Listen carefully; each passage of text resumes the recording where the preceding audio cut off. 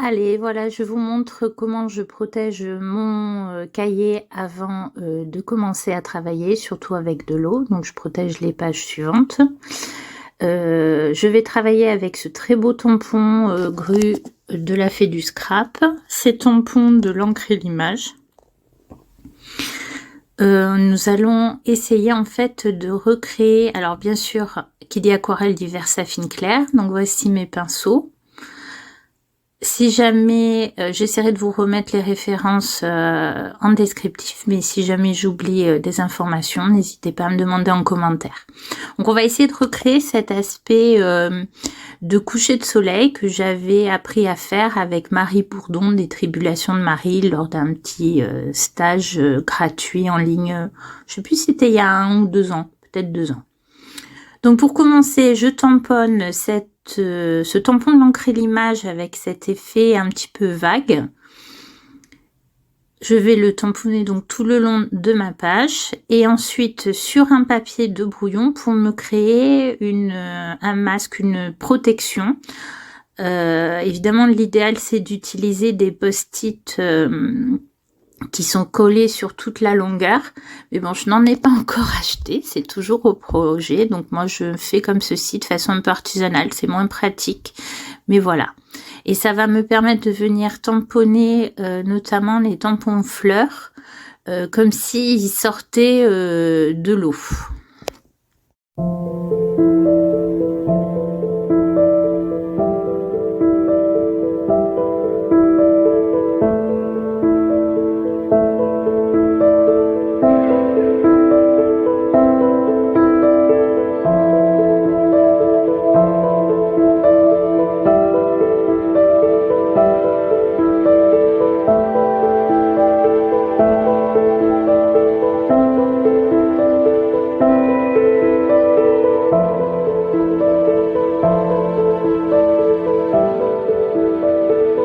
Voilà un petit peu ma palette d'aquarelles, essentiellement des aquarelles Sennelier, mais également des Winsor et Newton.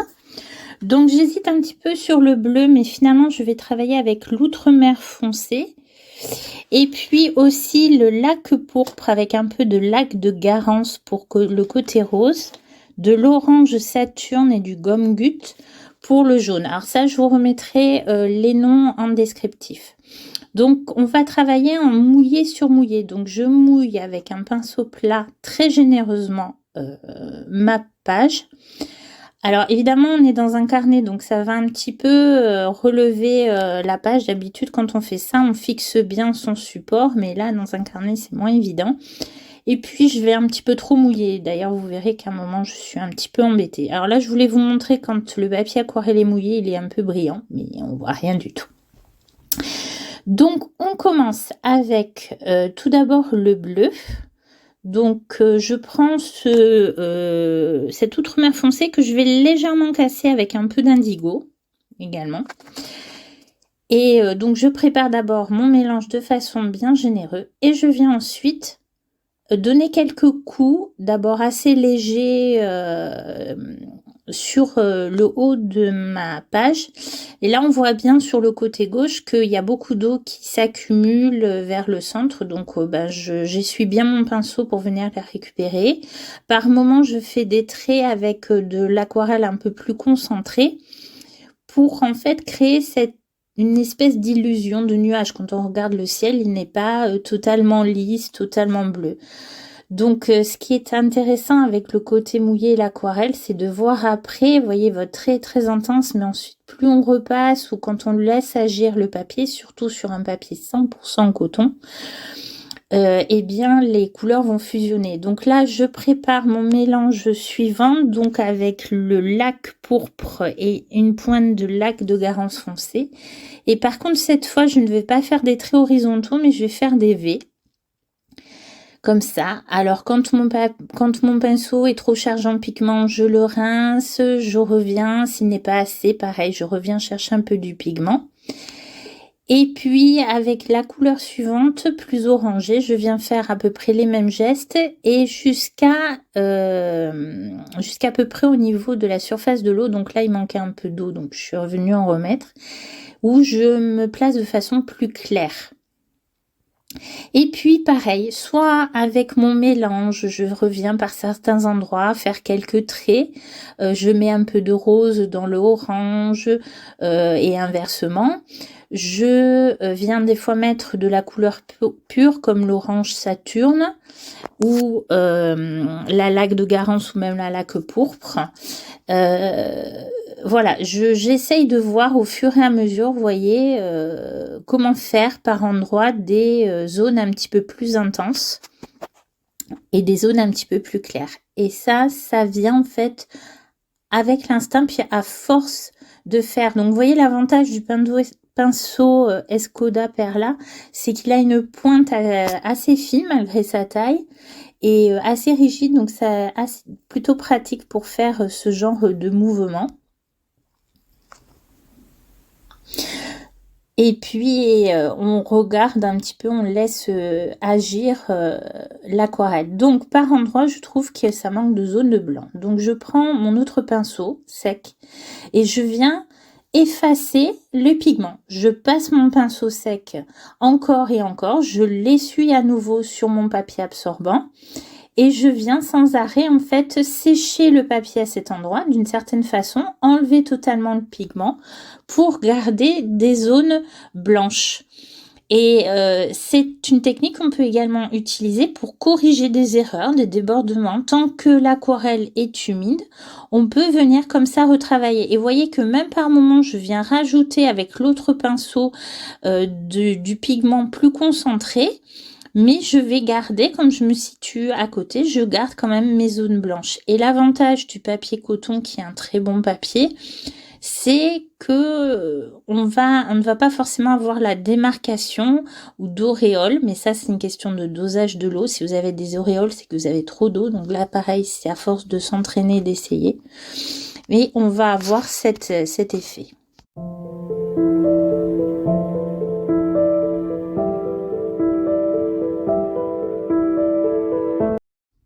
Alors ici, j'utilise la Takam Peel, qui est une plaque pour ce genre de tampon non monté, une plaque collante repositionnable. Mais sinon, vous pouvez utiliser ces tampons en les montant sur mousse.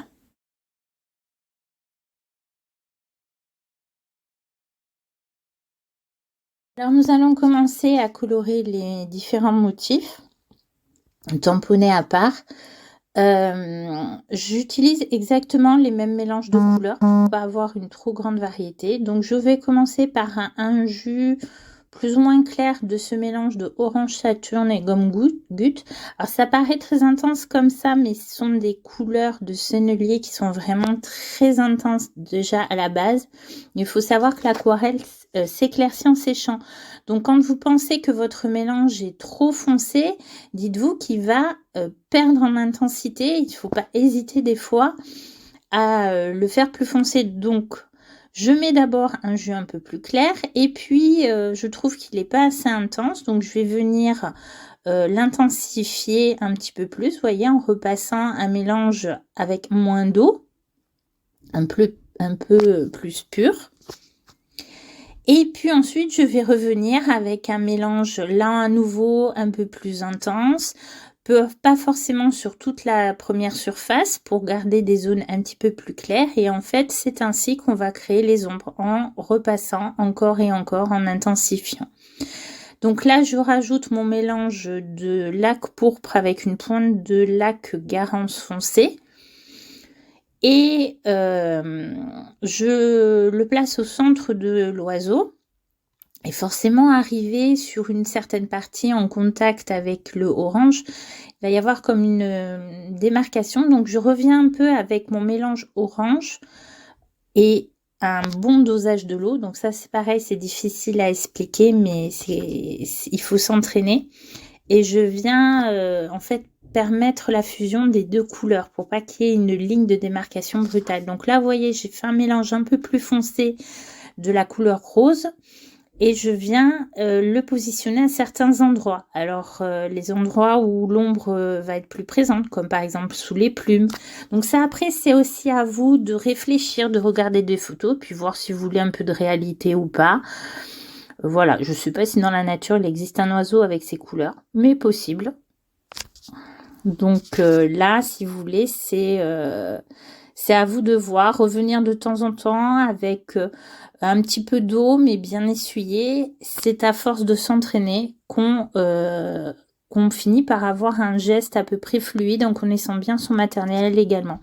Donc je procède de même pour la fleur, d'abord un jus clair et vous verrez que je vais au fur et à mesure venir foncer, quitte à mettre presque la couleur indigo pure au centre sur la fin.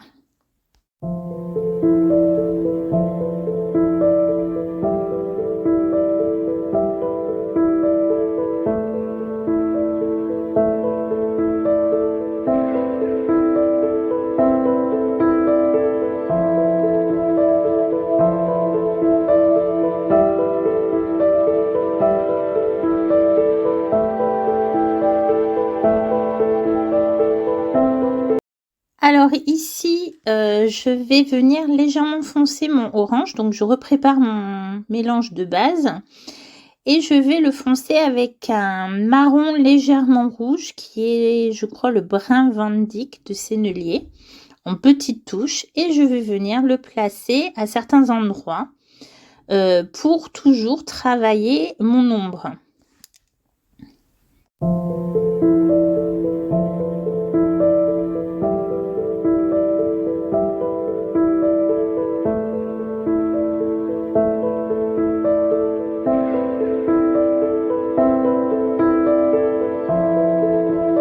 Donc régulièrement, je viens réintensifier, repasser de la couleur au fur et à mesure en fait que ma couche précédente sèche. C'est comme ça que fonctionne l'aquarelle en fait, c'est couche par couche. On attend que la précédente sèche, plus ou moins, tout dépend de l'effet qu'on veut. Et là encore, c'est à force de faire qu'on comprend comment maîtriser l'eau, maîtriser l'aquarelle. Et c'est donc cette superposition de couches encore et encore qui va permettre d'intensifier votre couleur, de créer aussi des ombres et d'apporter justement de la dynamique à votre motif. Donc l'aquarelle, c'est un petit peu un jeu de patience, mais qui est très relaxant.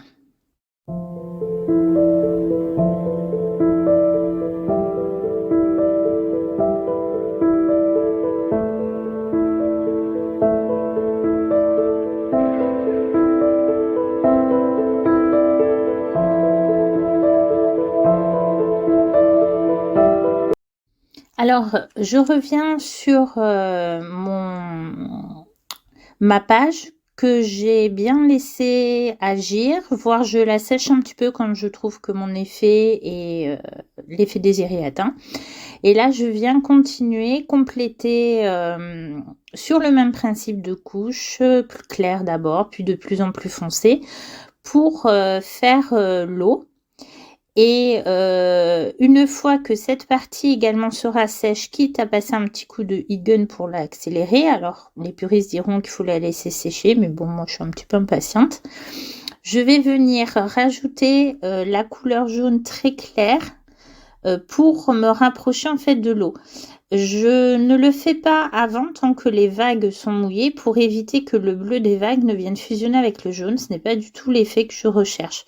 Donc ça peut paraître un petit peu complexe là quand je vous l'explique comme ça, mais vous allez vite comprendre en voyant le processus.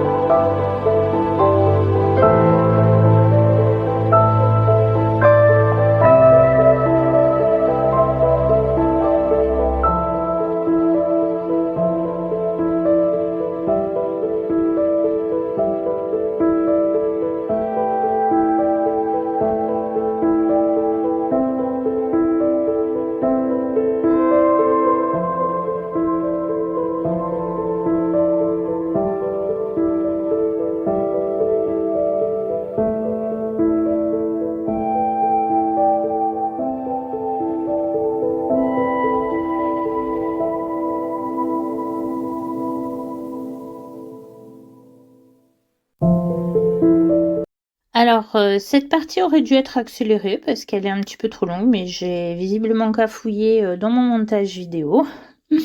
Voilà, en fait, c'est toujours, la réflexion sur la mise en page, puisque quand je commence que ce soit une page d'art journal ou de scrap, j'ai une idée à peu près de l'effet souhaité, mais pas forcément, et puis des fois, il y a les contraintes techniques des tampons qui font modifier cette idée. Donc là, le tampon oiseau est quand même assez grand, mais je ne veux pas trop cacher non plus mon effet ciel, coucher de soleil ou lever de soleil. C'est vrai, c'est au choix de chacun. J'ai créé un cadre. Ah oui, alors ce que j'ai oublié de vous dire, pour enlever le masking tape, j'utilise le heat gun. Je chauffe un petit peu pour aider à décoller. Ça n'empêche pas qu'il a quand même déchiré. Ça, c'est quand je vais trop vite. J'attends pas assez que ça sèche. Peut-être aussi parce que je me brûle les doigts. Il a un petit peu déchiré sur le côté gauche. Bon, ça se voit pas trop non plus. Mais voilà, sinon, des fois, le masking tape arrache le papier. Donc, c'est une technique comme une autre. Je rajoute des traits de lumière avec mon Posca blanc, également des effets sur la queue de l'oiseau. Je vais également repasser les petites fleurs qui se trouvent en bas avec des tiges fines. Je vais les souligner de Posca blanc.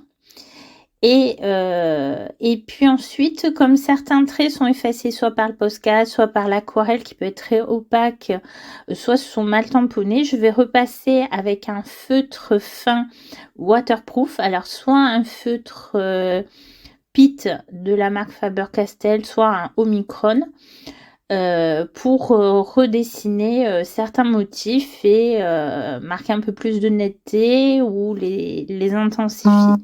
C'est une étape un petit peu longue, mais qui apporte beaucoup à l'ensemble.